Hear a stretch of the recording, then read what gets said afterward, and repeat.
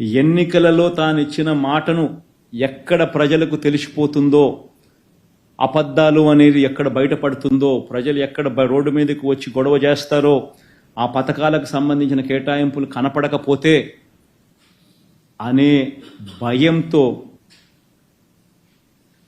అప్పులు ఎక్కువ ఉన్నాయి, రాష్ట్రం అతలాకుతలము అని చెప్పి తాను చెప్పాలనుకుని అబద్ధాలు చెప్పాలనుకునే దానికి ఊతం కల్పించుకునే దానికోసం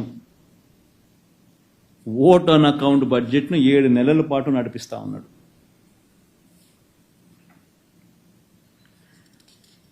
దీంతో పాటు రెగ్యులర్గా బడ్జెట్ ప్రవేశపెడితే వాల్యూమ్ 5, వాల్యూమ్ 6 కూడా రాయాలి.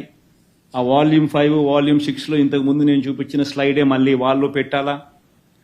అప్పుడు అప్పులు ఇంతే ఉన్నాయి, మీరు ఇంత చెప్పినారు అనేది అవాస్తవం అని తెలిసిపోతుంది అని కూడా చంద్రబాబు నాయుడు తాస్కారం చేస్తూ వచ్చాడు.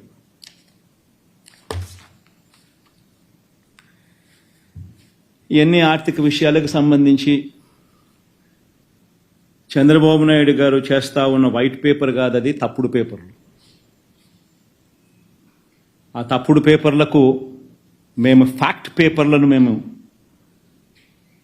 ఈరోజు మీ అందరికీ కూడా ఇవ్వడం జరుగుతుంది. కృష్ణలు అందరికీ వచ్చిన వాళ్ళందరికీ కూడా కాపీ అందరికీ ఇచ్చేసేయండి. కంపేర్ చేయండి, ఎవరు వాస్తవము ఎవరు కాదు అనేది చూడండి. ప్రజల దృష్టికి వాస్తవాలు తీసుకొని పోయే ప్రయత్నం చేయండి. ఎందుకంటే ఇది మన బాధ్యత కూడా. ఈ రకంగా గవర్నమెంట్లో ఉన్న వ్యక్తి తాను చెప్పిన మోసాలకు, తాను చెప్పిన అబద్ధాలకు